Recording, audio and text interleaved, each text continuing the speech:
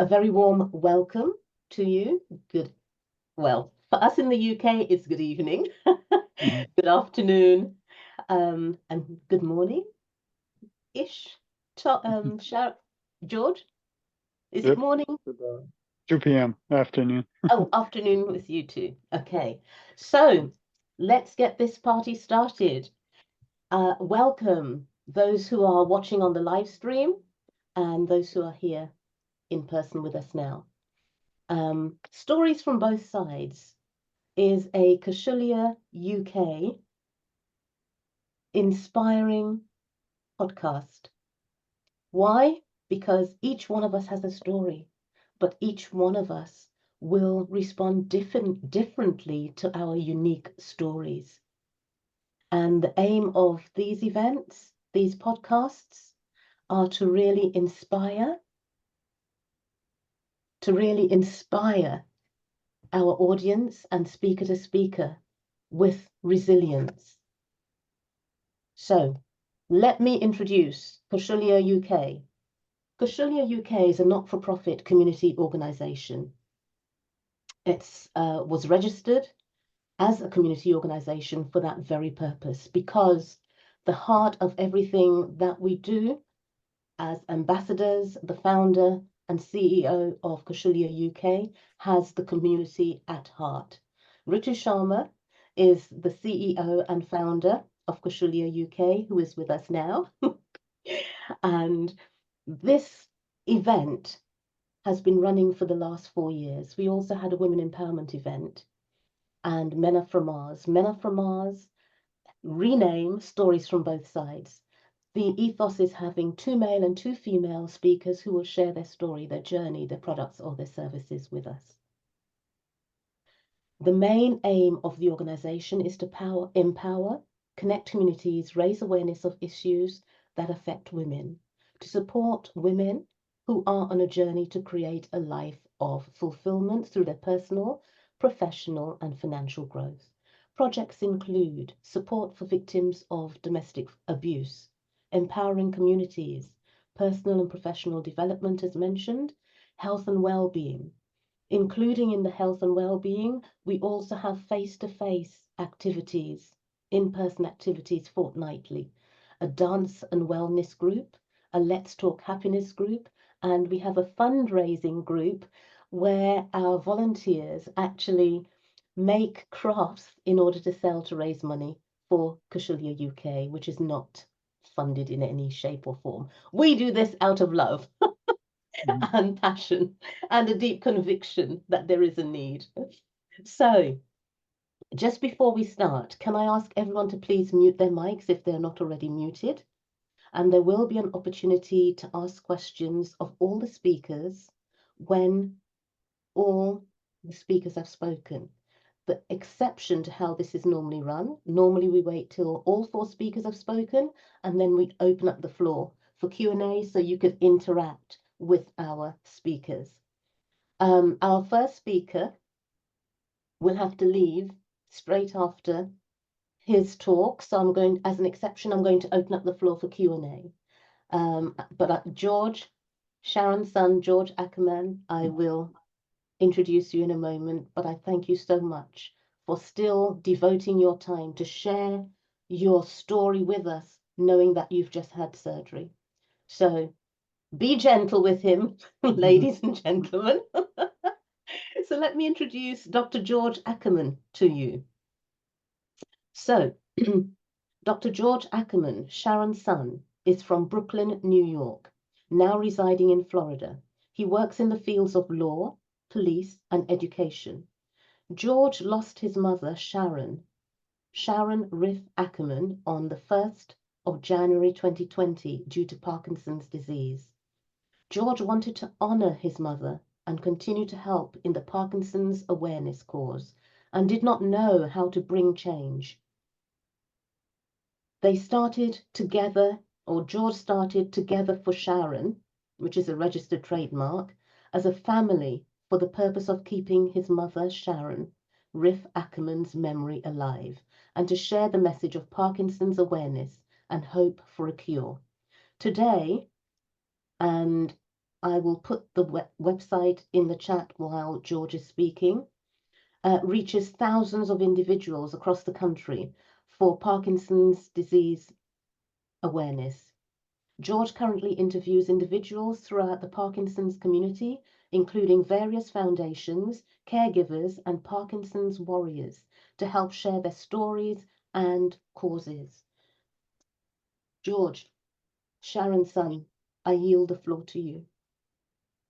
Thank you. I just want to start by thanking Carol and the organization for asking me to speak today. It means the world, not just to me and my family, but to so many. And before I start, I actually had the honor to speak with Parkinson's UK. And obviously, unfortunately, Parkinson's disease does not discriminate. There's about approximately 1 million people in the US, but 10 million around the world battling this disease. And it doesn't only affect the person who's diagnosed, it also affects the family and the overall community. So I just want to thank you again, Carol. So thank you everyone also for your time. Being a caregiver was not something I ever intended or dreamed of doing. My life before learning even what the word Parkinson's is I was first an attorney, and then I became a police officer in the United States. I always had a passion and advocacy, but helping victims of crime, just wasn't sure how to do it. And thankfully, after those experiences, I found myself in education, did my PhD, and a lot of my research was aiding African American mothers who lost a loved one due to murder in West Palm Beach, Florida, which is a part of the US. So really I've been an advocate my whole life. And now the shift 4 years ago was to Parkinson's disease because unfortunately, as Carol mentioned, on 1/1/2020, my mother unfortunately passed away due to the disease. She had it for about 15 years, but it didn't really take over her life till the last 4 years. And that's when I was really honored to be her caregiver. I wouldn't be the man I am or the person things I've achieved if it wasn't for my mother's sacrifices. She was a single mother, had a master's degree herself, and literally gave it all up just to take care of me and my brother. So that was something really that touched me, and that's what brings me here today. Caregiving is something that is not easy, as many of you are probably well aware. Is your own care is an issue. I know I didn't take care of myself as like you're supposed to.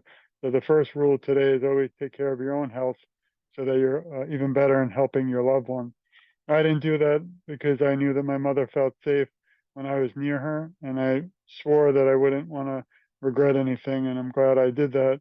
And even today, as an advocate, I probably should take care of my health more, but I just feel if even today with our talk, we can just reach one person out there that might be diagnosed with Parkinson's or family member or community, then we've really changed the world for the better. So again, I'm grateful for that. Togetherforsharon.com. Feel free to visit the site. We don't accept money. So if you send me a penny, I'll be sending it back to you, which might cost me a lot more to mail back. But I do this all, as Carol and everyone here, at least I can say, voluntary. I don't accept money or anything except my dream is that everyone out there battling this disease knows that there are people like me out there fighting on their behalf and fighting by their side. And that's what I think should inspire individuals, but really you all inspire me to never give up. Just the other day, I had a major surgery. I was going through a lot of pain, and I kind of threw it out the window because I really just thought about all those battling Parkinson's.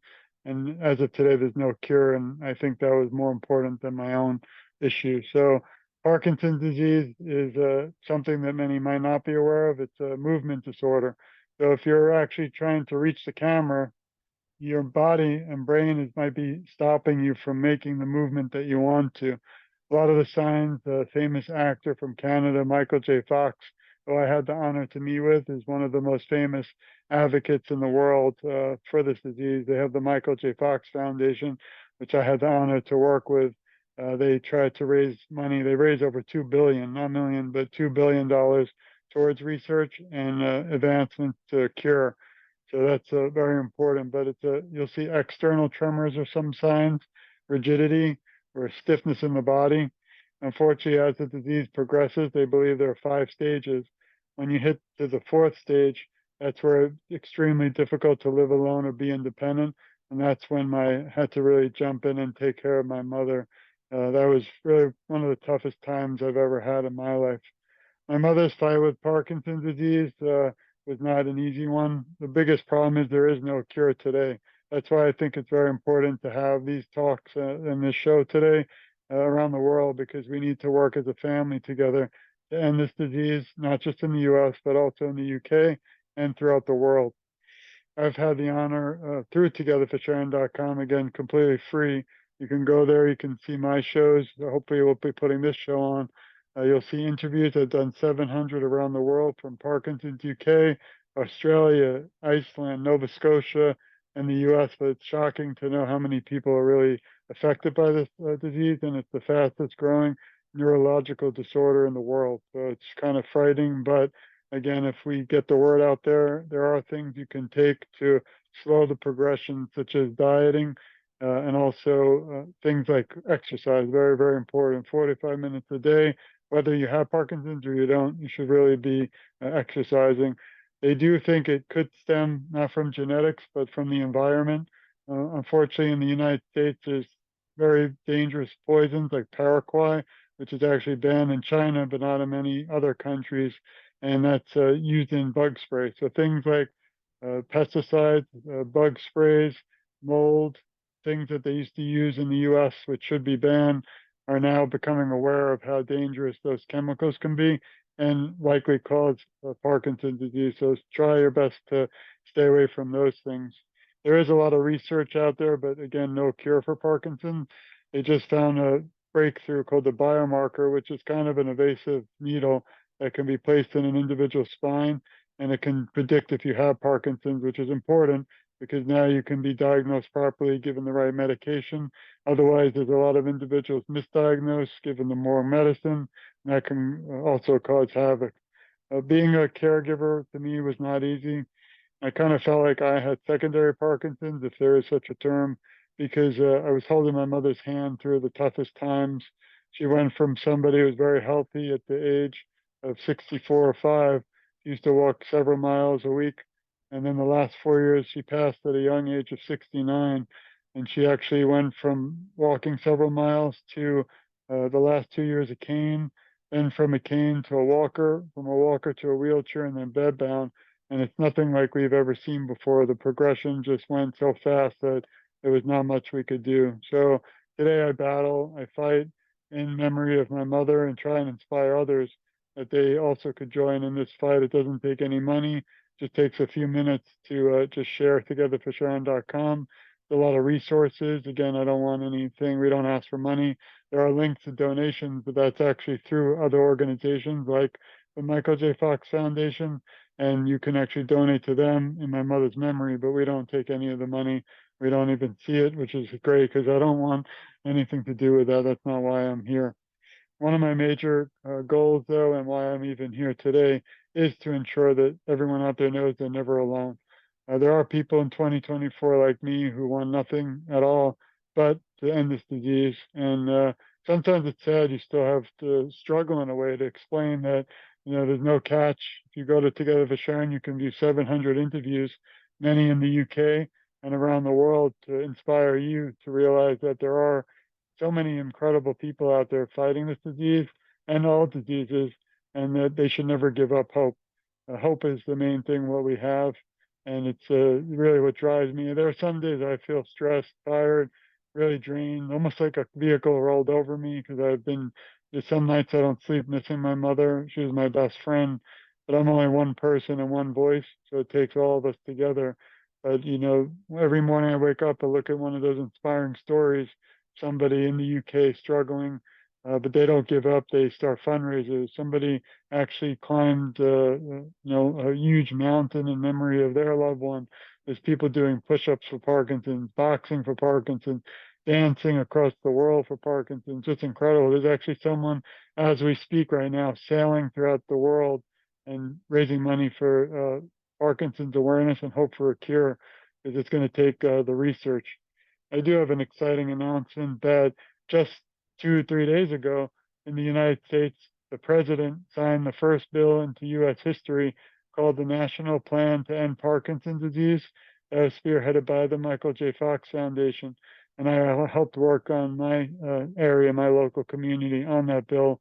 and you can see my speech at togetherforsharon.com. But this is the first literal bill through legislature in U.S. history to help people who have Parkinson's, to help research, and to put an end to this disease. What I'm hoping is countries like the UK can now literally take our plan and implement it in their country, then do it in Canada, do it in Africa, do it everywhere till we end this disease around the world. So this is really, we're actually talking, or I'm talking right now through U.S. history, and I'm just excited for the future to see what, where that'll bring us. There are also many people getting involved now that aren't just regular people like me, but celebrities. I had the honor to interview Muhammad Ali, the famous boxer's daughter. Ozzy Osbourne, the famous rock musician, has Parkinson's. His son Jack sent a message to us. Also, the famous artist, if you know Kenny G, is a saxophone player. He played a song and said a few words on our website in memory of my mother. She loved Kenny G. It was she would have been amazed if she was able to see that. Unfortunately, she's not. I also again had the honor to meet Mr. Michael J. Fox, and we had a few moments that really felt like my life flashed by because it was such an amazing opportunity. But at the same time, he was struggling, and it really hurt my heart to see him or anyone have to battle this disease. And it's something that we all need to again work as a family to end. What keeps me going is really all of you, and what inspires me. Again, I feel like we're a family, and we have to be in this fight for a cure. And I also feel our voices together are so much stronger. That's why when I met with Carol, she offered me this incredible, rare opportunity to speak. I didn't even have a second thought, even though I had major surgery myself yesterday. It's amazing to go from that to being here with all of you, which I'd rather be any day. I do feel, though, often there are individuals left out. And I always say the only journey today that breaks my heart is the one that I'm not aware of, because there are people out there who do some incredible, inspiring things, but no one's aware. So if I could be the conduit or a person to help share their stories completely free, that's what my job I feel is here as an advocate. I often feel alone still today because I'm still grieving. It's been 4 years since my mother passed, but I mean, we had an interesting relationship. I love my mother, but I spoke to her, 10 times a week. 10 times a day. So we had a really close relationship. And when she passed due to the disease, I feel like I lost a part of me too. But being here with you today and speaking actually helped me cope. So you don't understand how grateful I am too for this opportunity. Today sitting here with you, I don't have Parkinson's, and I'm no longer a caregiver of someone alive with Parkinson's. So it kind of leaves me in a weird space where, I'm a person who lost a loved one due to Parkinson's, and a lot of time we have a beginning, middle, and end of life, but people don't really want to focus on the end of life, even though it's important because we can plan ahead. We can have a lot of things already set so that the families aren't really crushed even more besides loss. Things like power of attorney, end of life, wills, a lot of topics, again, that are tough, but we really need to take a look at those to help better us as well. The future, though, I want to say is very bright with hope. There's individuals like you, there are me, but as a team, I really feel that, we have a lot of work still left to do. I had the honor, too, to just publish my book. If you go to togetherforsharon.com, you'll see it. And I don't really make anything from it. I put a lot into it because I wanted to let the world know what Parkinson's disease does, but and it can take a loved one, but how much of light out of the darkness we can have, and be meeting people like all of you and Carol inspire me and really help me keep going. In the last year of my mother's life, I kept a journal, and it literally will take you inside the world of being a caregiver from date to date.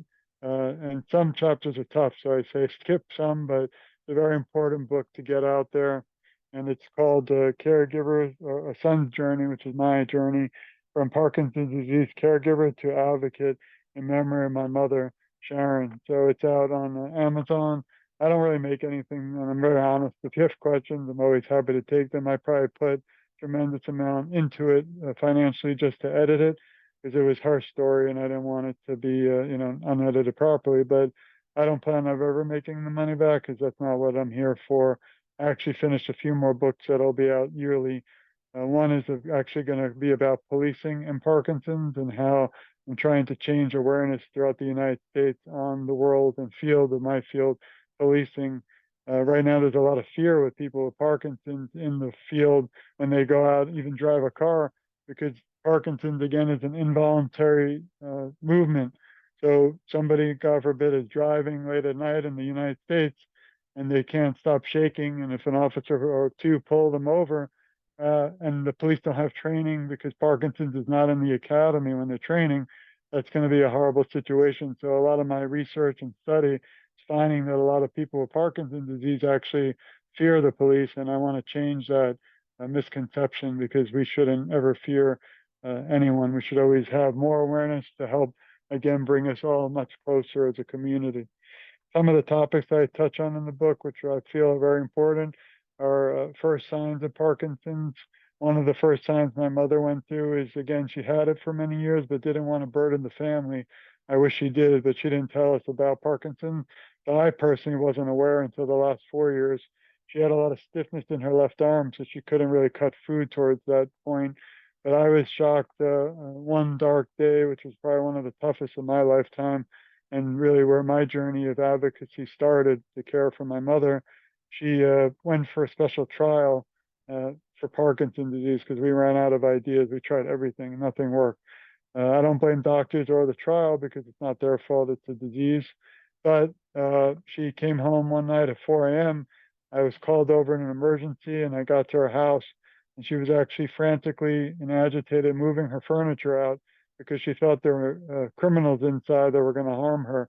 And that's where we found out she might have had late onset dementia or the medications from the Parkinson's cause hallucinations and delusions. And that was very, very hard because I've never ever heard of it before or even experienced it. And it wasn't even the toughest night. I brought my mother to the hospital. They saved her life. I went back to her home to pick up some clothes, and surrounding her room were post-it notes. And on each of these notes were names of animals and people who are no longer alive. They actually were gone, deceased. But at some point, when you have these hallucinations and delusions, or my mother did, she didn't appreciate or understand at some points of the day who was actually in reality sitting there or who wasn't there. And it was just really, again, heartbreaking, some of these causes of these diseases. And I really feel strongly that through awareness and through our talks today, we can really change that. Also, some other important topics are my mother's symptoms that I discuss in the book. My support, I wouldn't have made it even speaking today if it wasn't for my wife and my children. My mother's favorite time is sitting in the backyard on Sundays, blowing bubbles with her three grandchildren. And now today, when I walk by my backyard, I don't see that anymore. And it's very tough. This disease what it does take from families and from the individual. It also affects not just the external tremors and the stiffness, but there's something called dystonia, which is the curling of the toes, so you can't control your toes. It also, as it progresses, can affect the speech, handwriting, the stomach. It destroys the gut. My mother had major issues with constipation that kept her up 24/7, so that affects sleep. So it's a very, very tough, horrible disease. And we need to have more research, more studying, and more awareness for it if we're ever going to come closer to an end. I also discuss my journey of AIDS, great caregiving. So there are a lot of positive tips. It's not just, a tough, sad book, but there are moments. Also, the toughest chapter is her last week, but then it gets positive to all of her family and friends wrote messages about her when they found out she had Parkinson's, what it meant to them and the aftermath. But finally, the most important chapter is the last few, which was the mission forward, which is today my advocacy, and how grateful I am to all of you and everybody I meet who just gives me the few moments to talk about this. I can talk again for 20 hours. Nobody will want to hear me anymore on that, but Oh, I do have one last quick message. First is this picture. It's probably one of the most amazing times I've ever had in my life, and that was in my wedding. It was the mother-son dance. I just want to leave a message that Parkinson's disease might take a loved one or harm them, but it can never take our most cherished moments. And this is a moment that's sometimes even hard to talk about or show, but it was a moment that Parkinson's didn't exist, and it can never take from my mother and me because, and even now it's hard to talk about, but she was smiling in that few minutes. Parkinson's disease didn't affect her, and it didn't matter in those minutes. So cherish those Wow. moments and the memory. And one last message, I think I have a few seconds, but my last message to everyone, include Carol, all the fellow speakers, and all of you listening, please share this. Please support Carol and their organization. They're doing incredible things beyond anything I can imagine. But here's my final message for you all. We love you. We support you. We care about you, and you're never alone. I, along with Carol and everyone out there, will advocate for you, and together our voices are so much stronger. And I always say I'm just getting started, because even though I've been doing this for a few years, every single time I meet somebody like Carol, somebody out there fighting the good fight, battling Parkinson's, or out there traveling the world in a sailboat, which is just incredible, trying to raise money to end this disease, just really is what it motivates me, inspires me. So again, I'm so grateful for everyone's time today. It means more than you'll ever know, and our heart goes out to all of you, and we send our love and support. And I'm always available too for any questions even beyond here. We're not a foundation on purpose. We're not an organization. I'm just one person and one son trying to make a difference. And I need everybody out there to share this so that we can end this disease, Parkinson's, forever. And hopefully I don't have to do this anymore, because I don't want to hear people out there struggling or battling. Breaks my heart and keeps me up at night. And thank you all again for your time. I just love you all. Thank you. Thank you, George. That was so moving. George, I I'm don't want gonna you to don't contact cry, you. please. I'm gonna contact you separately of something I'm thinking. But thank you. And very quickly, because we're out of time, can I just say, are there any questions for George? The website I've put in our chat, Thank you. Together for Sharon. That website's in the chat. Please click into the link or save the chat. If you click into the link now, it'll open on your browser, and then you can come back to the Zoom. But yes, I am definitely going to be sharing that link, George. Thank you. But as I mentioned to you, I will communicate with you on something I'm thinking. Thank you. All right. Any questions for George? Because I know George has to go very shortly. As he says, he's had major surgery recently. So if there are no questions, there's none in the chat. Hope I didn't scare anyone away. Not at all. Not a question, George. But I want to say a big thank you for taking time out to be here with us and sharing such a wonderful story full of love, courage, resilience, and patience, and giving it yourself a direction through the hard times you have faced because of this awful disease. And now sharing that experience with everyone and giving everybody else hope as well. Thank you so much. Stories like this are very much appreciated and welcome. And we all, I'm sure, are enriched by the experience you've had. And you're such a wonderful human being, sharing openly and are ready to share and guide and help. We are truly, truly grateful for you, George, especially that you've just recently have had your surgery and you've decided to turn up today. That's amazing. Thank you so much. I appreciate it. The shocking thing last is that, this is very big in the UK. So I'm glad that you're in the UK and this message needs to be out, not just in the US, but around the world. So thank you again. Well, thank you, George. And have a restful rest of the afternoon. Thank you. Yes, I say I will be in touch. Thank you. Deep breath. Okay. It gives me great pleasure as we continue with our stories from both sides to introduce you to our next speaker, Austra Putnina. I hope I didn't butcher your surname. You're good. You're good. So, who is Austra? Well, as a coach grounded in sports psychology, and this is written in the first person, so I'll be pretending I'm Austra. I don't just share insights, I live them. My life is a testament to the power of resilience, demonstrated through my own commitment to pushing my limits with rigorous endurance challenges, cold plunges, and most recently, my pursuit of completing a half-Ironman. Really? Okay. Beyond coaching, I am a podcaster and I also offer podcast production services. My team and I take care of everything from the moment an episode is recorded until it's released, from strategic content development and editing to crafting compelling visuals and engaging social media content.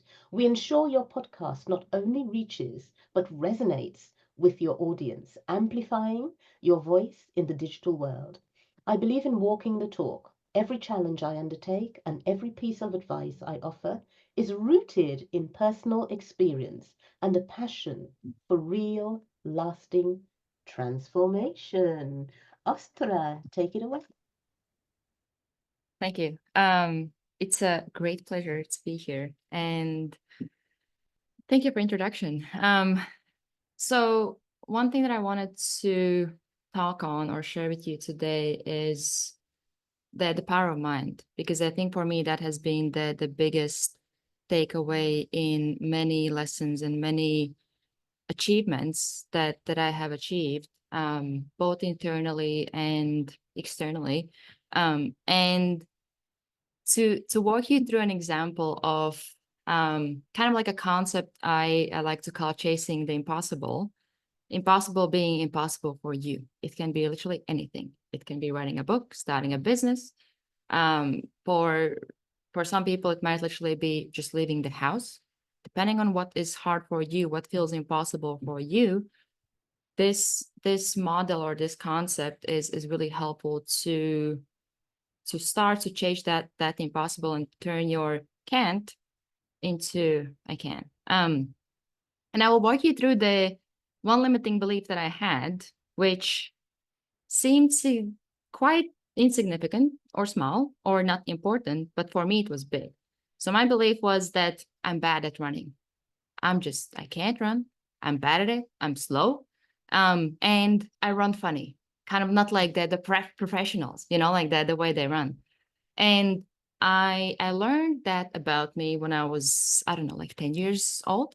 And I would carry that with me for a long time. And I was playing basketball when I was at that young age, and I identified that, oh, I'm not as fast as the other girls. So I started to think on what can I do? So I started to literally wake up at 5 a.m. every day. And I trained for 6 years doing that. And I woke up at 5 a.m. not because I was in 5 a.m. club. It wasn't the thing back then. It was because I was so insecure and I was so afraid of people seeing me running on the street that 5 a.m. was literally the only time that I felt safe enough. Even then, I didn't feel safe. I would like scan to see where there's people seeing me. That's how afraid I was for something that seems so insignificant.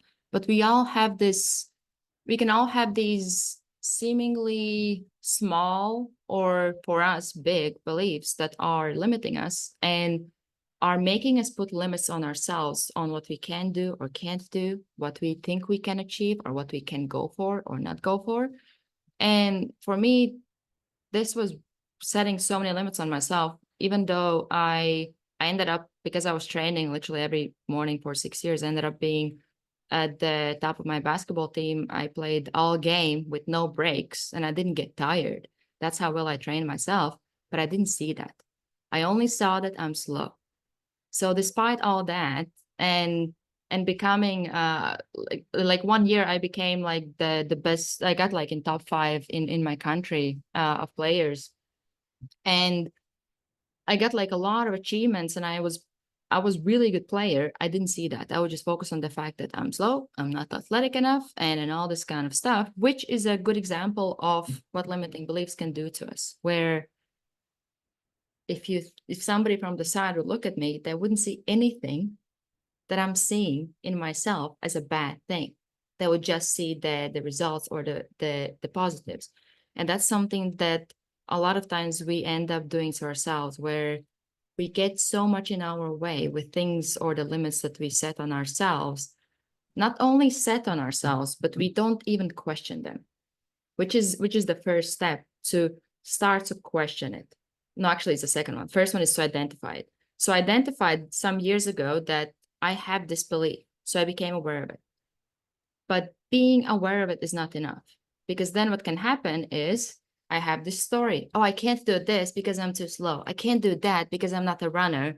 And I just stick to that story. I don't even question it. And there's a lot of things actually that we have outside of us that can feed that story. So for me, what I had was, when I was in school, I would always, and we would have some kind of competitions or something within a class, I would usually be the, like, towards the end when it comes to like running. Or in our basketball camps, when we would run longer distances, I would also be pretty much like at the end. But I'm not sure if it was because I actually was slow, or I was just like convincing myself that I was slow. So that, I don't know. But then on top of it all, towards the end of my career, which I had to stop because of my back, I started to have some back issues. And I would go to doctors. I wouldn't really get any clear answers. But one thing that stuck with me was something that one doctor told me, that I just shouldn't run at all. And I was, okay, I can't run. So I literally didn't run for years. And there was one day when I was rushing to some kind of event, and I had to make it to the bus on time or I would be late. And in my mind, I had this thought of, you can't run. But then another thought came up with curiosity. What if I try and see kind of what happens? And it was only like, it wasn't even a minute, I don't think. And I did that run to the bus. I made it to the bus. And in my mind, that was the first time when I opened the door to question it. I was like, wait a minute, I just ran. I actually could run. I hadn't run, and my back is fine, even though it's a short distance. So that opened the door to questioning. And questioning is really, really important piece of this, because if we don't question it, we can't do the next step, which is challenging it. But even through this one experience, I didn't have enough questioning power to actually do anything about changing it. So I spent another few years not doing anything about it. But at the same time, I have been in self-development all that time. So I was reading books, and I started to do different kind of challenges where I would test myself, get myself out of comfort zone. And I did 75 hard. I did 1,000 kilometers cycling in like 30 days. And then I got to running. And I thought, what if I could do 100 kilometers in 30 days? And I was like, okay, I started to do it. And I was documenting it, which even fed more of that limiting belief. What do people say that I'm gonna fail? So I started to do that, and I was documenting the journey. And that's where I started to open even more doors to questioning. One belief that I had was that, well, I'm not good at running also because I keep stopping all the time. I can't run nonstop. So 5th day of doing it, I did 45 minutes nonstop running. And that's when I was like, hold up, I just did 45 minutes nonstop, which I was convinced that I can't run like nonstop. Then another like few days later, I did my longest run, which was like, I think like 11 kilometers, which I was convinced I can't do anything long distance. So like you see how through those experiences, which a lot of them were led by curiosity, and also me just going with the flow and taking action and just seeing what happens, I started to open more and more doors to actually question it. Is it actually true? And when it came to challenging, actually what helped me was, and that's really strong with any belief really, is challenging my beliefs in other areas and challenging them not by thinking about them, but taking action. So like within a few years, I moved to new country. I started my business. I finished 75 hard again. I did my cold plunges, as Carol mentioned, and I did them 90 days in a row. And it was outdoors in winter, with coldest one being minus 16 degrees Celsius. So there was a lot of mental games that happened there as well, and a lot of overcoming. That overcoming stuff people often ask me about confidence. And one thing that I say about confidence is confidence comes from you preparing. Confidence comes from you keeping your promises. So if you say something that you're going to do, you actually do it. And also confidence comes from overcoming, because that's when we start to feed ourselves with that belief of, oh, like if I thought I can't do this, I just overcame it. So now I start to believe in myself, so that if that would happen again, I actually know that I can overcome it. So that's something that when it comes to resilience or toughness, that I remind people that it's really similar to patience. The best way to train patience is by doing something that requires patience. So there are no shortcuts with that. There's no shortcuts with the I call it mental game, to make it a bit more fun, not to put a lot of darkness or struggles or stuff like that into it. You go through struggles to grow, to get better, to overcome and change fully restructure your belief system. But it also can be fun at the same time, and you can learn to enjoy that process, and then you start to look more for that growth. And so my story didn't stop there. After those challenges, that's when I started to open more doors to actually be able to challenge this belief. And it all literally happened with one movie called Brittany Runs Marathon. So I watched that movie, and by the end of that movie, I was like, well, if she can do it, I probably can as well. But that in itself, a few years ago, I wouldn't even think of it. So now I had given myself enough past experiences to actually be open to that thought of maybe I can also do it. So what I did, I don't even think the movie finished. I just went online, I looked for marathon programs, and I found one, and I started. I think it was like from couch to marathon or something like that. And the next day I started to run. And my first run was 5 times of you run 1 minute and you walk 4 minutes. That was my first run. And that was pretty much like 1 month ago, 1 year ago. That's pretty much when I started my endurance journey. And ironically, I think it was a few weeks later, one of my friends, she said that she's thinking to sign up for this half marathon with her cousin to do it as a relay.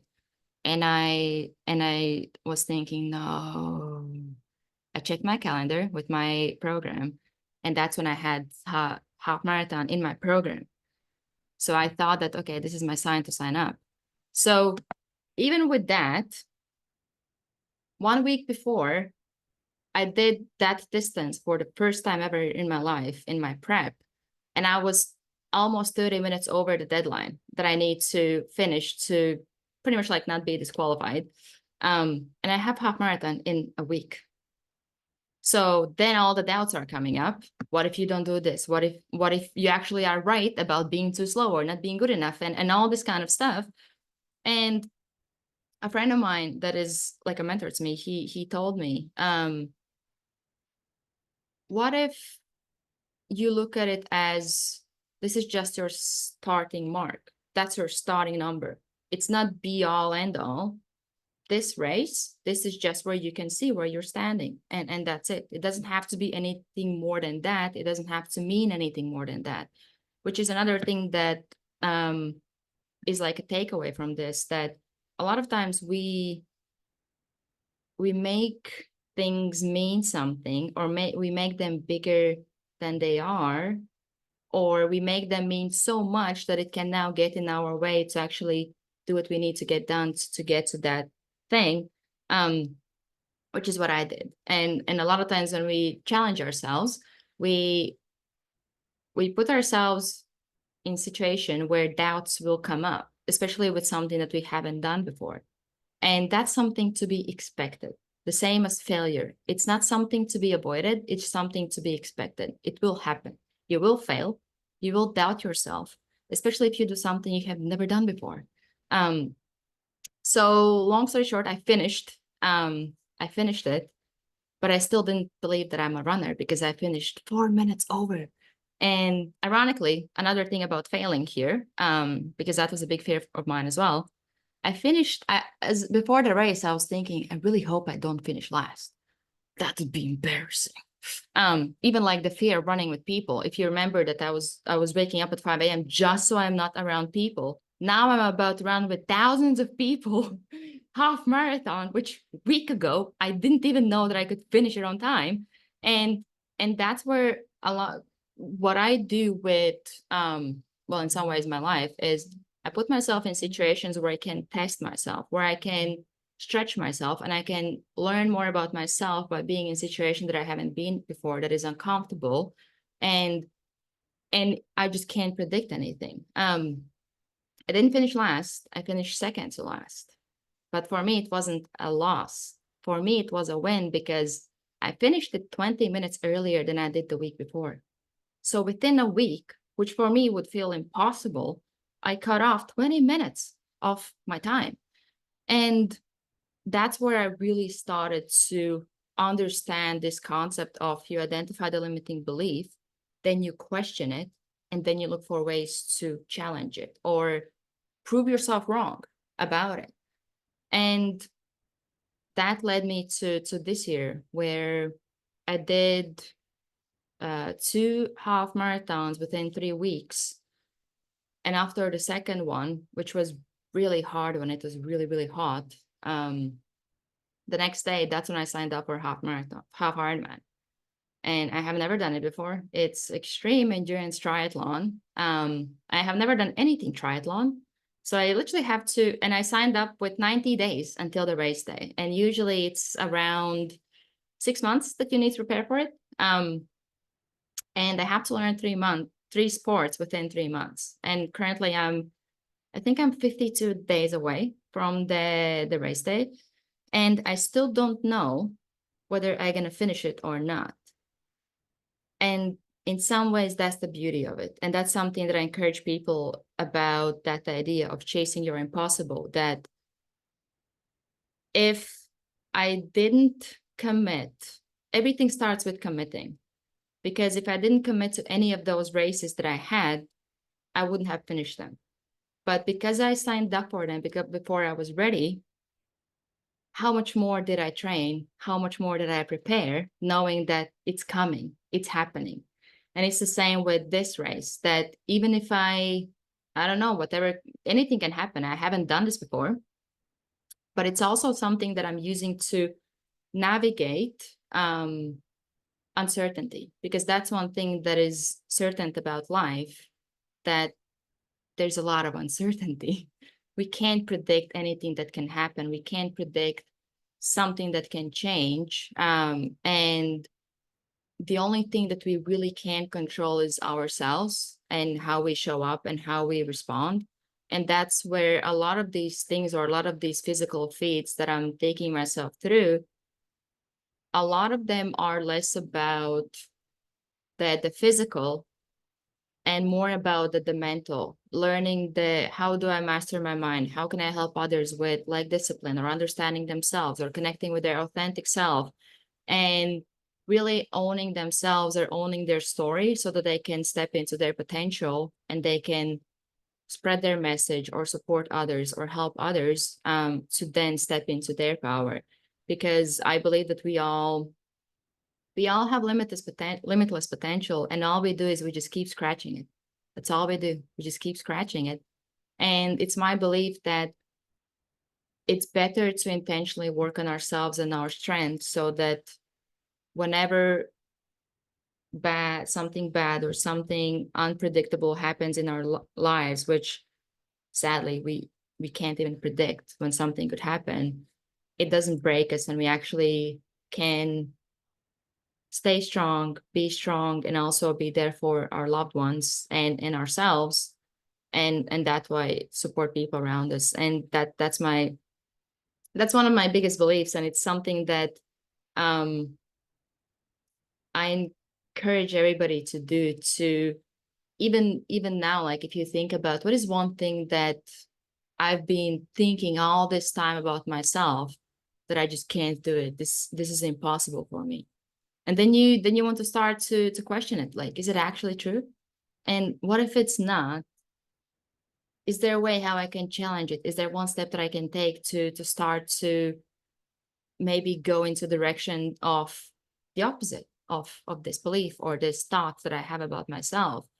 And it doesn't have to, and that's probably the final thought for me, is that it doesn't have to be big steps. It starts with, I don't call them habits, I call them baby steps. You want to make them so small, it feels ridiculous not to do it.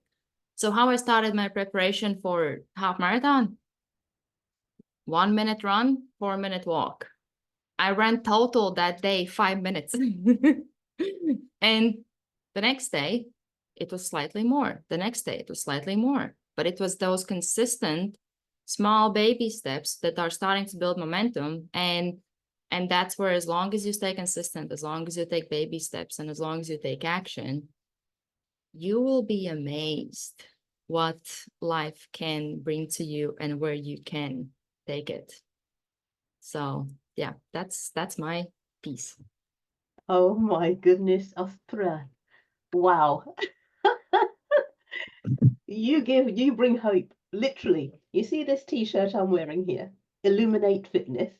For the very first time in my life, I signed up for glute camp. I've never worked with a personal trainer before. I don't generally go to the gym, and today was the first time that I actually attended. And That's oh my goodness, amazing. putting me through my paces at my gentle age, shall we say. That's the thing. You want to challenge your impossible. And I had a client who, she was in her 40s, and she was telling me that she grew up and she loved, when she was growing up, she loved dancing. And she would tell me, oh, but I'm too old now. And I'm like, says who? Says who? And she got back to dancing, and she loved it. So I applaud you, because that's something that is, for me, it's so incredible to hear stories from people who not only think of it, not only sign up, but you actually went there. And that's a big step. Yeah. And then you can see, actually, I can do this. I actually might actually like it, you know? I'll see how I feel tomorrow morning with the muscle. It was intense. That's amazing. If you have questions for Austra, please save it till our other two speakers have been, and then I will open up the floor for questions and answers where you can interact with our speakers. So thank you, Austra. That is amazing. And now it gives me great pleasure to introduce you to our next speaker, who is Ekua Kant. Ekua. Yes, Ekua. So Ekua is an author and LinkedIn coach known for her positive coaching style that empowers ambitious women to unlock their mindset and achieve career success. Neurodivergent with dyslexia and dyscalculia. Is that how I pronounce it? Okay, dyscalculia. She authored the motivational book, Be Your Number One Cheerleader. That's incredible. Ekua began her career as a personal assistant in the UK civil service, eventually becoming an IT project manager. She founded 2 startups, Layover Adventure and Hackathon Queen, and led multi-million-pound public sector digital transformations. She earned a ticket to Barack Obama's Democratic nomination acceptance for her DC vote campaign work. An advocate for diversity and inclusion in tech, Ekua formerly ran DrinkSpot, an on-demand drinks delivery service via Slack chatbot. She has met Queen Elizabeth II twice and served as co-vice chair for GTA. What does GTA stand for? You can tell me afterwards. GTA Black Women in Tech. Ekua also completed the London Marathon in 2018. So, I can't wait to hear more, Ekua. The floor is yours. Thank you. So it's Global Tech Advocates is the abbreviation there, but I will now share my slides. Okay.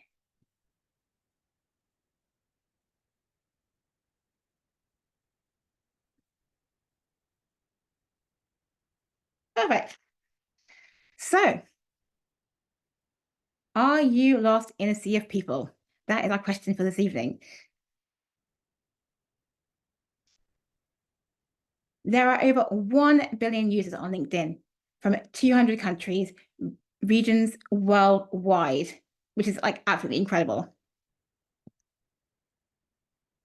But only 16.2% of LinkedIn users, 16.2% of LinkedIn users are active daily. So that's less than half. So even in a sea of 1 billion users, not even half of the people are actually active daily. But here's the big question that I've got for us all this evening, and that is, what if we embraced being visible on LinkedIn as the necessary path to success, rather than something to be feared or avoided? So what's the big problem? So I know that I certainly, when I started my journey on LinkedIn, I had these thoughts. You think you'll be judged. Has anyone ever had that thought? Just put a Y in the chat. You think you're not an expert. You think 110 times before you post anything or you press the submit, right? And you're not sure what to say. If that's a yes, just put a Y in the chat. Yeah, that was me too. I definitely relate to that, because it can be so overwhelming, and it can be so like like you kind of lose a sense of yourself, because you think, who am I? What's my purpose? What's my mission? Like, what should I be saying on LinkedIn? But I'm here to tell you, it's not that hard. So I'm going to share a bit of my story about how I became a LinkedIn coach. So first of all, when I was thinking about making a change in my business, I would have, asked for feedback on my idea. I would have procrastinated. I was not trusted myself, and I would have, busied myself with all the busy work. Who's ever done that? Put yes in the chat if you've had an idea but you haven't gone for it, and you've just basically just started just doing all the things except actually like launching it, or actually telling your friend, or actually get held accountable. My hands are both up, because I definitely have done that. But I've had some really great friends who pushed me to actually do the thing. So I just definitely recommend that you don't be shy, and you actually tell your friends if you want to launch something, because they can really help you and support you to do that. So what was the turning point for me? So on the 3rd of April this year, everything changed.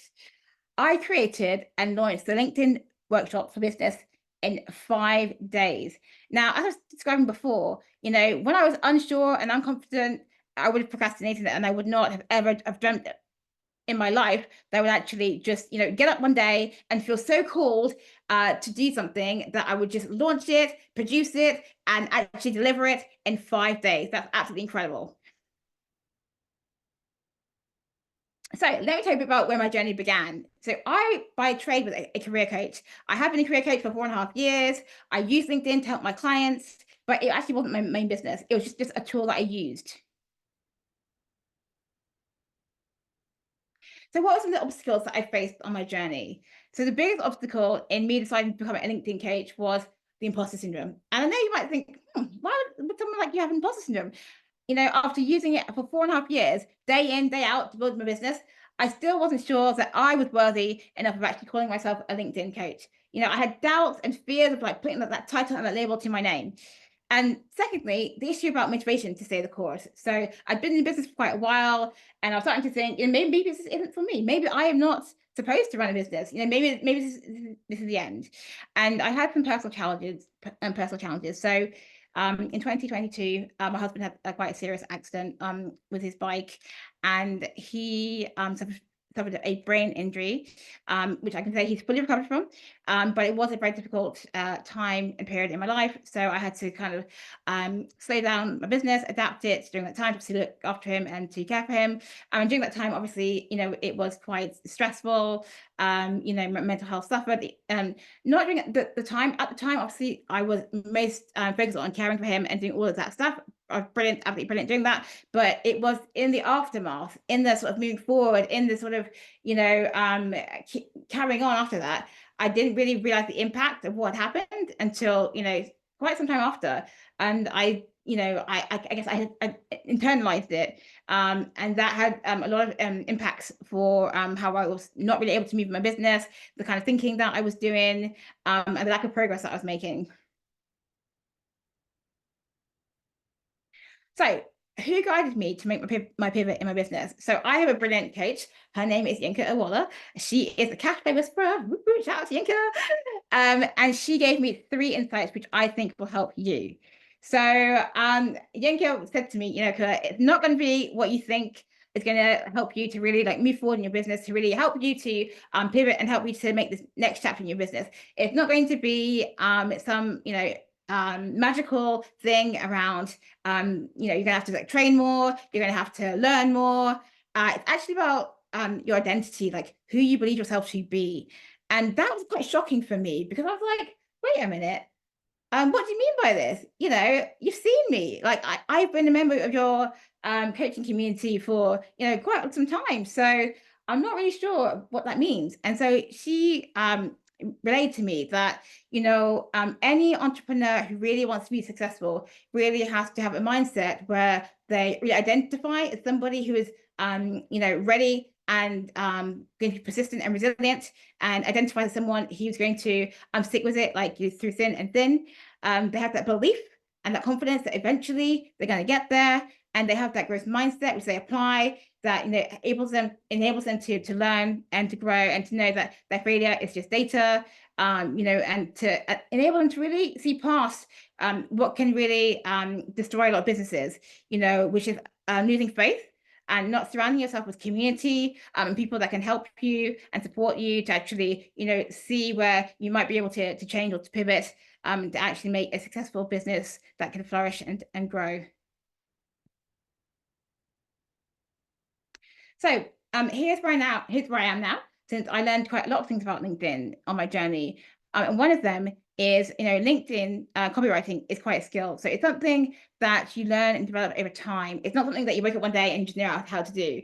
And as someone who is dyslexic, and someone who actually really quite enjoys writing, I've had to learn that LinkedIn doesn't necessarily like the particular ways that I used to write, in terms of being very long form, very sort of no spaces in the posts, and things of that nature. I had to learn that there's actually certain formats and structures that work more effectively on LinkedIn. The second thing is that LinkedIn is like a member of your family, like a child or a pet or someone that you love. It needs continual nurturing and consistency. You can't expect it to flourish if you're not feeding it. So it's really something that you consistently have to do on a regular basis. So you also need to be aware that obviously when you're in business, that it's not just about your expertise, it's that you need to ask your market what they need and apply your expertise to the particular problems of the here and now. And the final piece is that resilience and tenacity, because with business and in life, you can't separate the two. And as I was describing before, I had some things that happened in my personal life that, made me doubt whether I could do my business. And then my business wasn't going well, even, regardless of those issues, I had issues with my mindset, and, doubts and fears and worries and all the things. So, it's really important that as an entrepreneur, or even anyone, who's got in a career, that we do the things daily that feed our mindset, that we are, getting ourselves to be solutions focused, that we are opening ourselves to opportunity, that we are calling in our greatness. So what were some of the things that I became aware that I needed to change? So it's quite interesting about LinkedIn, because as I said, it's a sea of 1 billion people. And even as a sea of 1 billion people, most people are concerned with themselves and not you.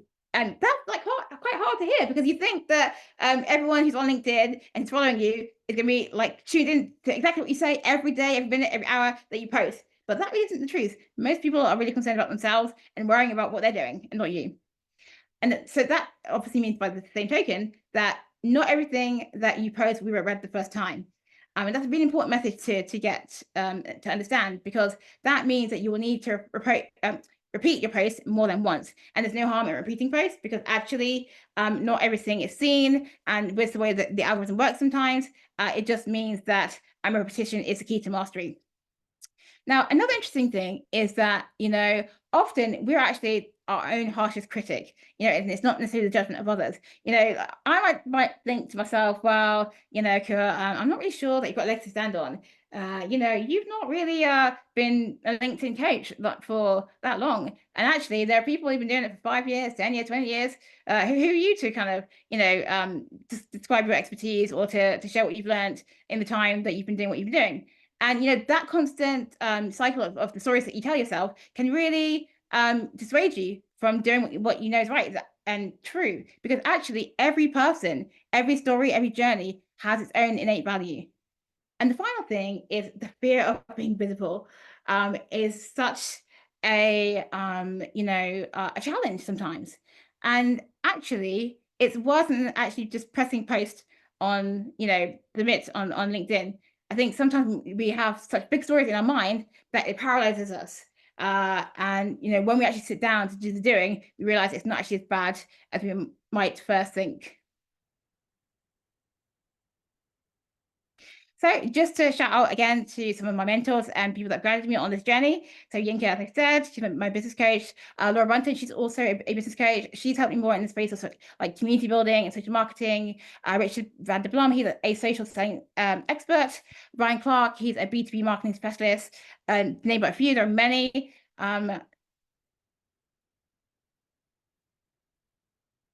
So I just want to share with you a couple of things just to really avoid as you are journeying on LinkedIn. So it's really important to adopt a testing and curious mindset. So what do I mean by this? So, when you're going about LinkedIn, when you're thinking about your profile, whether it's your headline, whether that's your about section, or that's the post that you post, think about it as an experiment. Think about it something that you're going to test and tweak and gather data, and that data informs you as to what's working and what's not working. And that's just facts. We don't need to take our results to berate ourselves or to beat ourselves up about that, because we all have the opportunity to learn and to grow. And a saying that I like to say is that LinkedIn is not one and done. So what I mean by this, I mean that even if you put your LinkedIn profile foundations in place, you still need to tend to a profile, and you still need to tend to being on LinkedIn, because LinkedIn is not static. It's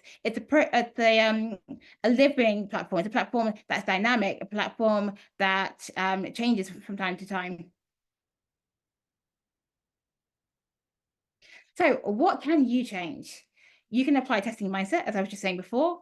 You can study and apply the teaching of LinkedIn experts. Another LinkedIn expert I'd like to share with you is a copywriter called Matt Barker. He posts a lot of interesting copywriting tips on LinkedIn, and he also has a very great newsletter. You need to lean into your talent and your lived experiences. But I think some of the times we are often quite afraid that, if you're not qualified, or we don't have a certification to prove it, that somehow that experience is less valid. And that really is false. Your lived experience can be just as transformational as a qualification. In fact, I would argue even more so. So this is why I'm sharing, what I'm sharing. It's because it matters. Because despite there being 1 billion users on your LinkedIn, there's still room for you and your voice and your impact. LinkedIn isn't actually saturated. There's room for you to shine and to be visible. The future is you making your greatest impact by being visible on LinkedIn. Follow me on LinkedIn, if you can, if you want to be more visible on LinkedIn. And that's it. Excellent. Excellent, Ekua. I will have some questions for you after. Oh, and thank you for your details in the chat. Awesome. Awesome, awesome, awesome. So, LinkedIn people, hold your questions for Ekua afterwards. Yes. All right. So we come to, and thank you again, Ekua. Invaluable, thank you. And we come to our last speaker for this evening before opening up the floor for questions and answers to our speakers. And it gives me great pleasure to introduce you to Todd Merhige. I hope I've pronounced that correctly, Todd. Marriage. Yeah. All right. You did well. So thank you. So this is written in Todd's own words. So Todd R. Merhige, not me, he is a passionate advocate for personal growth and transformation. With 24 years of sobriety under my belt, I've dedicated myself to helping others navigate their own journeys to recovery. Professionally, I've carved out a career in training and development, leveraging my expertise to empower individuals and teams to reach their full potential. As a certified master life and business coach, I merge my personal experiences with professional training to guide others toward their goals in life and business. My journey through homelessness and the transformative power of the 12-step program have shaped my perspective and approach, instilling in me a deep empathy and understanding for those facing challenges. I believe in the power of resilience, growth, and the unwavering potential within each of us to create meaningful change, whether it's through coaching, training, or sharing my story.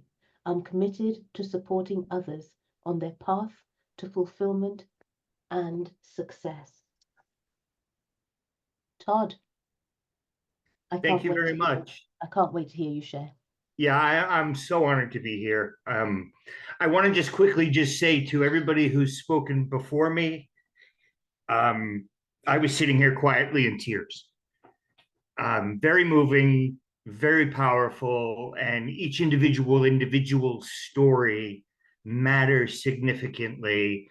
And I just want to say thank you and thank God, because my being here, I'm going to leave a different person than I showed up. And that's the power we have for each other. And in my story, I can tell you that I'm an alcoholic. I was a drug addict by the time I was 12. I was homeless by the time I was 15. I've done everything you could do to mess up your life, and didn't realize it until I got to the very end. And I want to talk today about what I refer to as the gift of hopelessness. Throughout my journey as an alcoholic and drug addict and a human being, I always relied on myself. I didn't grow up in a great situation. I was in foster homes, and we all have that kind of stuff. None of that brings me to where I am today, other than it was the beginning of a process for me to find out the two most important things I have ever learned. There is a God, and I am not him. And the truth of that came, of course, after I tried to kill myself. I was in the middle of my third divorce, and my soon-to-be ex-wife had had enough. I'd emptied the bank account more than enough times for her to finally just be done. And so, being the person that I was at that time, I ran away and said, okay, I'm just going to kill myself. I'm not worth anything. All I ever do is hurt people. Well, I attempted suicide by shooting 11 grams of cocaine and drinking a bottle of 151 rum and a bottle of Excedrin PM. I thought that would do the trick.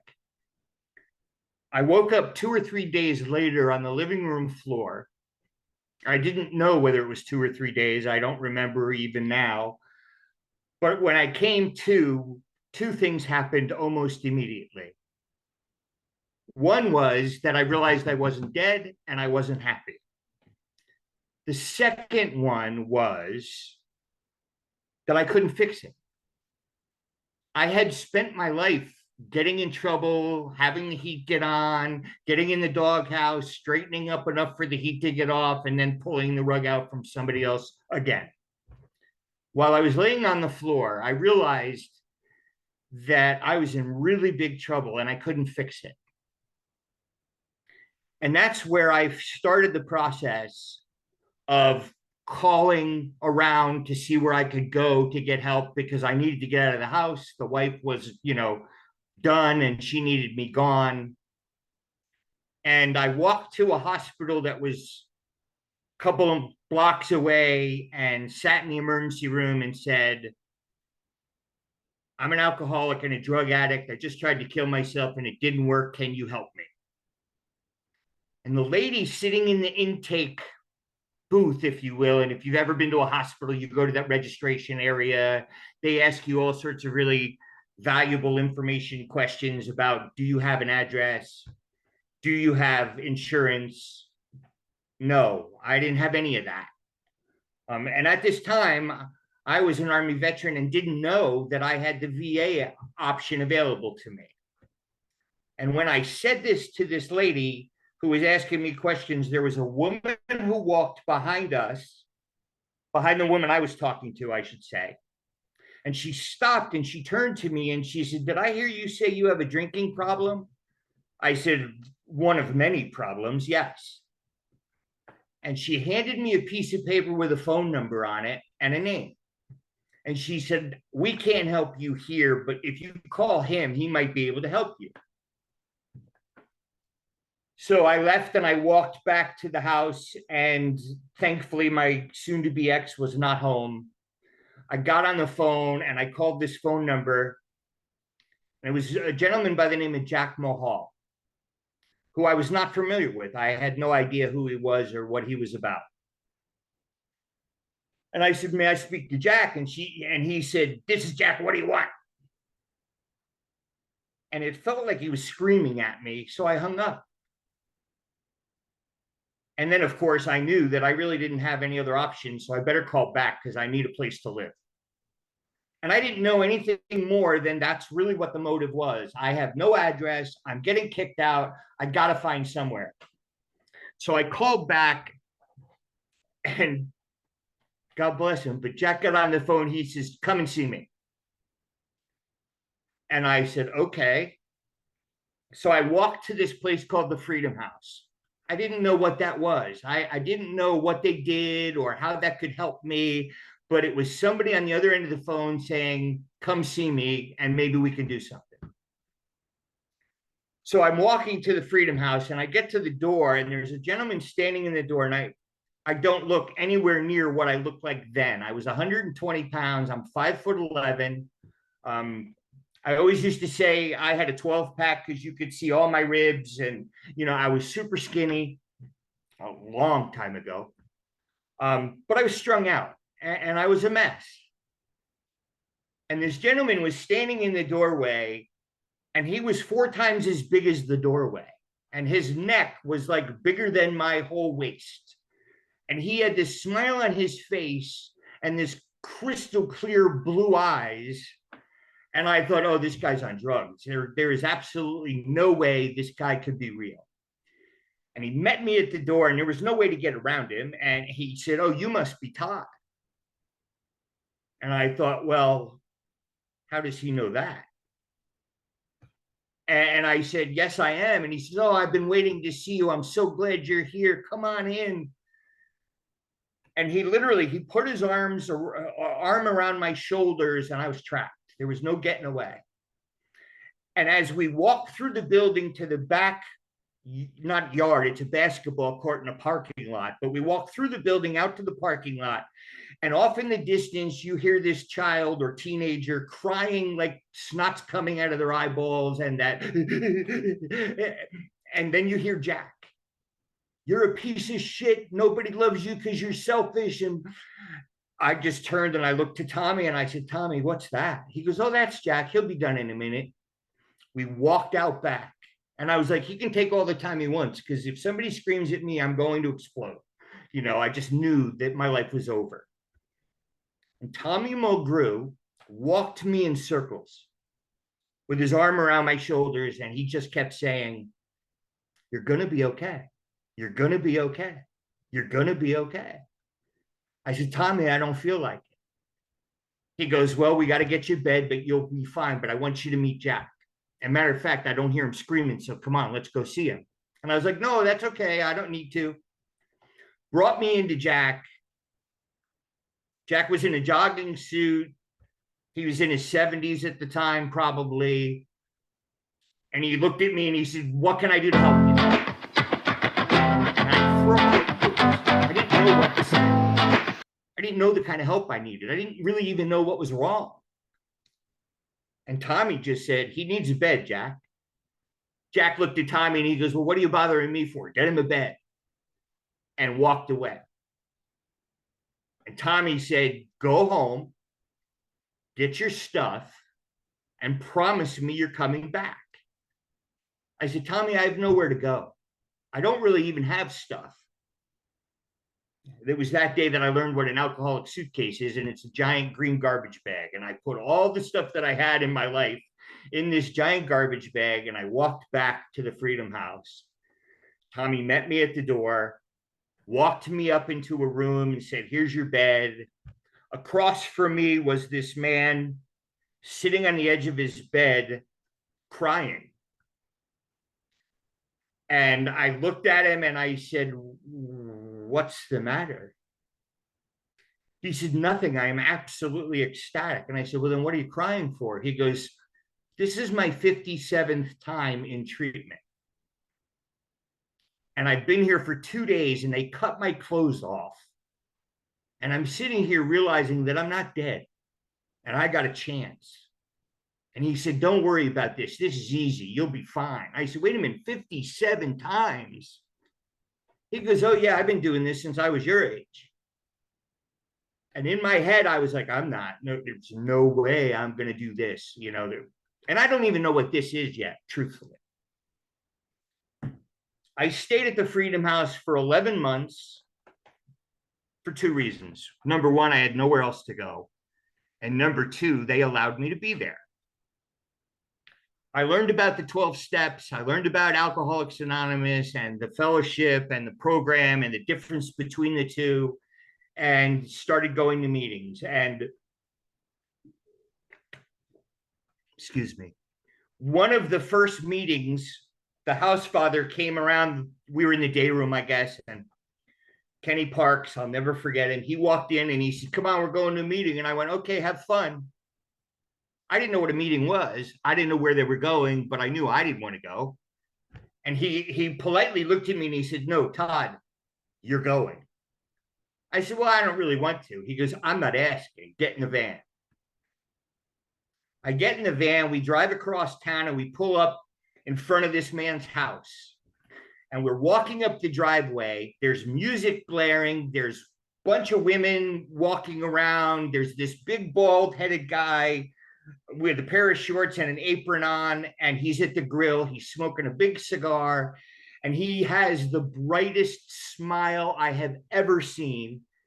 And of course, I say that because I want you to understand how far away from smiling I was spiritually. I was done. And he turned to me. Kenny said, hey, Milt, this is Todd. You should meet him. Milt turned around. He handed me his hand, and he said, welcome to my home. Relax, have some fun. We're going to have a blast. Okay, free food, I'm in, you know, because I don't know any better. And I'm still that way. Obviously, 200 pounds heavier than I was then, probably. I do enjoy eating. And it's amazing for me to have learned that when you stop smoking crack or shooting heroin or eating out of a dumpster and you sober up enough to enjoy a regular meal, it's a spiritual experience just as much as a shower with soap is for me today. And, you know, there are still moments in my life where I get in the shower and cry. I have since learned that gratitude is a verb. And gratitude is something I don't talk much about. Because, boy, you catch me on the right day and I can tell you how grateful I am, and then I'll kick the dog, you know, I mean, just wipes out all that stuff. So we're sitting at this meeting and we're eating and having a ball. And then we start reading the big book of Alcoholics Anonymous. And Milt says to the group, there's about 25 guys there. He says, you guys, this is the program of Alcoholics Anonymous. The 12 steps are in here. And when we read the book, we read one paragraph at a time. And we ask questions when we need to. We interrupt when we have to. We tell lies. We laugh. We have a good time. But this is life and death. I went, okay. And then I started to get involved. And throughout that process, learned the steps and stayed sober. My soon-to-be ex-wife and I discussed getting back together. I was about a year sober, still living at the Freedom House. We started talking about getting back together, and one day she came home from a trip. She's a flight attendant. She came home from a trip and she said, you know what? I don't like you. I don't love you. I don't want anything to do with you. You're not changing, and we're done. You got to go. Gone. And at that time in my life, ladies and gentlemen, I was very attached to being a husband and having a family. Coming from a place where I didn't really have a family, this was everything I could have dreamt of, and I wanted to be a productive member of that and be good at that. And I was just being told that I wasn't. So the process goes on. We end up divorced. And of course, you know, she comes to me and she says, my lawyer says I have to give you something for the divorce. I said, okay, I want $500 and a plane ticket. And I figured I would go back to Hawaii, where I went to college, and live on the beach and, you know, do whatever was going to happen. I didn't do that. I ended up going to Chicago to meet a friend and copping a whole bunch of heroin and coke, and tried to kill myself again, and that didn't work. And so now I'm in the Freedom House, having just tried to kill myself again, and I have to start over, right? I have to change my sobriety date. So I did. And, you know, the conversation we've had about fear, you know, I learned something very important about fear. The big book calls it an evil and corroding thread that runs rampant through our lives. I have learned that the more you face your fears, the more you reap. So face everything and reap, or F everything and run. And I had spent most of my life doing F everything and run. I joined the military, and I was an Army Ranger in the military because those are the bad guys. You know, they're the toughest, the coolest, they wear a beret. And that was my way of masking the fear and insecurities that I had within myself. So if you, and this is another thing I've learned along the way, if you put a pig in a suit, he's still a pig. And, you know, God doesn't like ugly. And I got to a place in this recovery process, December 6th of 1999.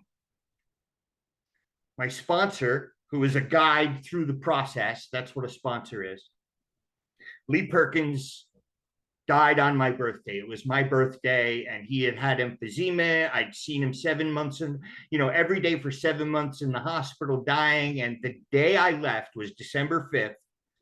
I was leaving the hospital, and I told Lee, I'll be back tomorrow. He goes, all right, no worries, but come here. And he couldn't speak very well. I leaned over to speak, you know, to hear what he had to say. And he whispered in my ear, if you want to stay sober the rest of your life, clean up the wreckage of your past. And don't ever forget that I love you.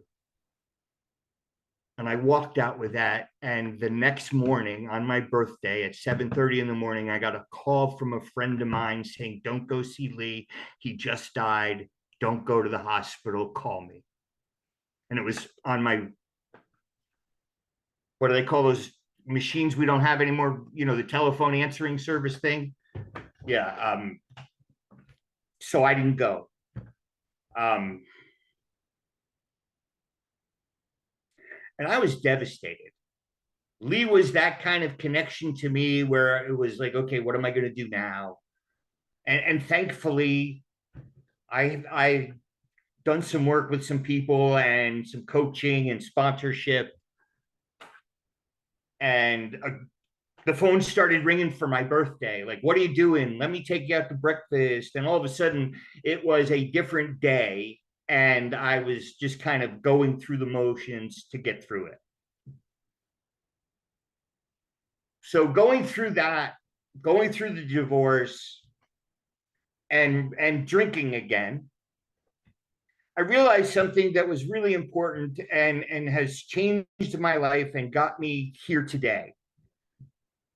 The idea of sobriety is staying sober, not getting sober. And there's this big thing in the Fellowship of Alcoholics Anonymous, and I love Alcoholics Anonymous. I don't want you to hear this wrong. they talk about get sober. And Milt, one of my best friends, he always used to say, you want to get sober, punch a cop. You'll go to jail, you'll sober up, great. But when you walk out of that police station and that jail, you're going to end up doing the same things that you were doing before because you've done nothing to change that. So I got very involved in trying to fix what was wrong. And I started this by saying the two most important things I've ever learned about God is that there is one and I'm not him. And coming from a place of I'm not him allowed me the opportunity to develop the habits of finding or seeking him. And, you know, I developed a prayer life, and, you know, the power of prayer is amazing, and started to really do things that were outside of myself. The focus wasn't just on me, it was on we. And George spoke about that to me today, about the idea of him being the advocate on behalf of his mom, but he's spreading the message to bring more people in because we are much stronger than I am. And that hit home with me at this time in my recovery. And I started volunteering at places. I spent 7 years volunteering 3 nights a week at a treatment center, doing groups, studying the big book, and all this other stuff. And then I wrote a book on the 4th step, and my life started to change. And I went from being unemployed to starting my own business. And I will tell you that this is how I started my own business. I really don't have any skilled trades, and Cleveland, Ohio is a very blue collar, union-based kind of environment. You know, there's friends in my life that tell me I shouldn't hold power tools. You know, I'm not allowed to fix anything. And the funniest part was that I started to gain some tools and started to gain some things that allowed me to work on me. And I've been a personal development junkie since I was 15. Ever since I had the psychiatrist tell me I was in trouble and I needed to be locked away, that kind of inspired me to find out what's wrong and, you know, how do people label me? You know, I went to a psychiatrist once and I came out of there, I had 5 new labels, and I was packing a bag to get institutionalized. And it was in the 70s, and my stepmother and father, I found out later, were going through a shitty divorce, and it was convenient to get me out of the house. But I've always been kind of anti-label. And part of that comes from my experience of being an alcoholic. Right? You go into AA or you go into a 12-step fellowship and they tell you, okay, you're a gambling addict. Okay, I'm an addict. Okay, you're an alcoholic, which means I'm addicted to alcohol. I'm an alcoholic who does not suffer from alcoholism. Right? The only way you suffer from alcoholism is if you're constantly and continuously drinking. God's removed that obsession for me. I don't drink. You know, I could eat a fair share of sushi. Right? I can be somewhat of a glutton, if you will.